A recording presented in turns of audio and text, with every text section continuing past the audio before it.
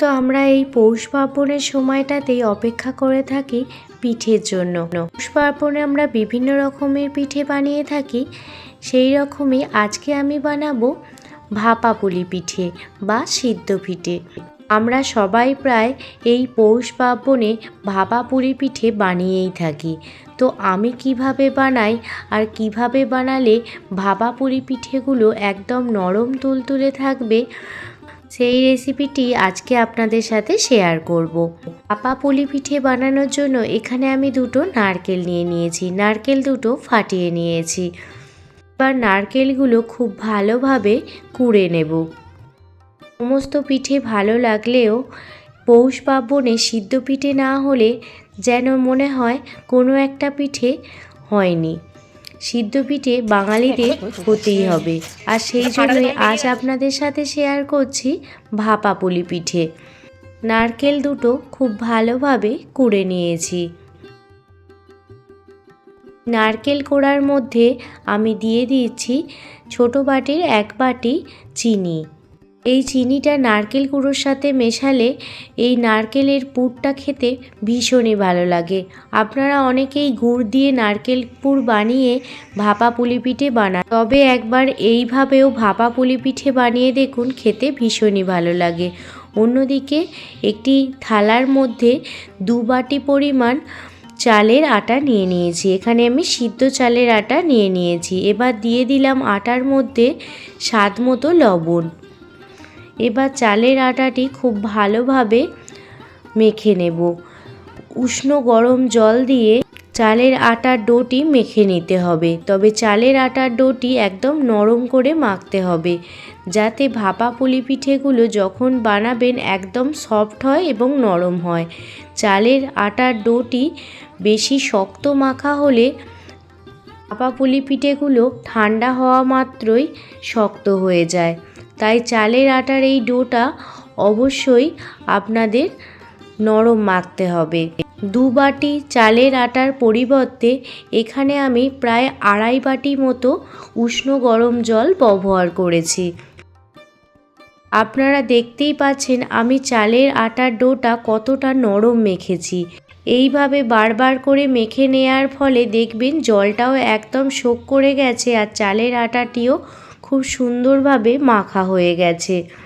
এই রকম নরম মাখলে, এইভাবে নরম করে মেখে নিলে ভাপা পিঠেগুলো বানানোর পর যখন ঠান্ডা হয়ে যাবে তখনও দেখবেন ভাপা পুলি পিঠেগুলো একদম নরমই আছে, নরম তুলতুলে।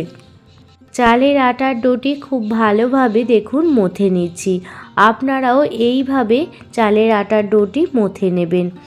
একটি আঙুলের সাহায্যে আপনাদের দেখিয়ে দিচ্ছি যে দেখুন কতটা নরম মাখা হয়েছে।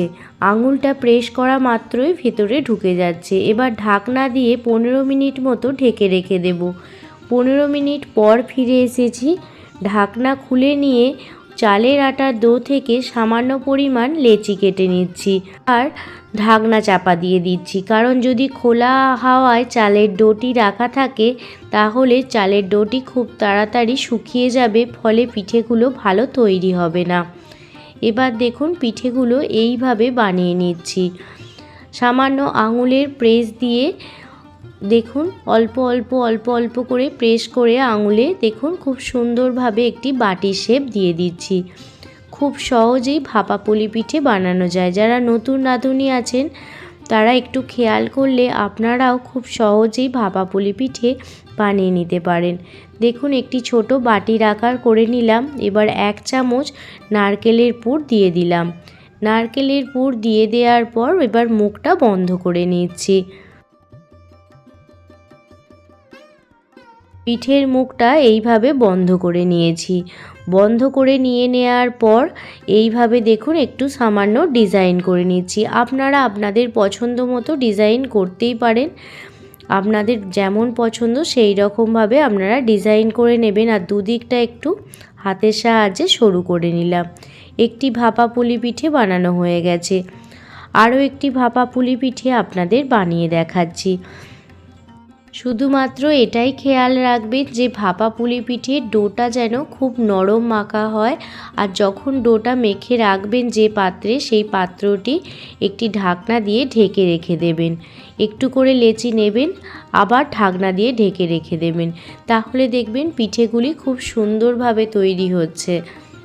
আবারও দেখুন বাটির শেপ দিয়ে নিয়েছি, আর তাতে 1 চামচ পরিমাণ নারকেলের পুরটা দিয়ে দিলাম। এবার মুখটা বন্ধ করে দেব।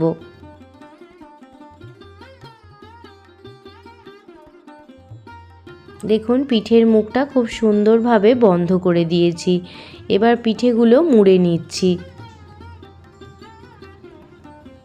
প্রত্যেকটি পিঠে একইভাবে বানিয়ে ফিরে আসছি। দেখুন প্রত্যেকটি পিঠে বানানো হয়ে গেছে, আর দেখতে কতটা সুন্দর হয়েছে দেখুন। প্রত্যেকটি পিঠে একই রকম হলে খেতে এবং দেখতে ভীষণই ভালো লাগে। এবার ভাপা পুলি পিঠেগুলো ভাপেতে সিদ্ধ করে নেব। এই পৌষ সংক্রান্তি বা পৌষ পার্বণে আপনারা কী কী পিঠে বানালেন অবশ্যই কিন্তু কমেন্ট করে জানাবেন। পিঠে খেতে ভালোবাসে না এমন বাঙালি মনে হয় খুব কমই পাওয়া যাবে।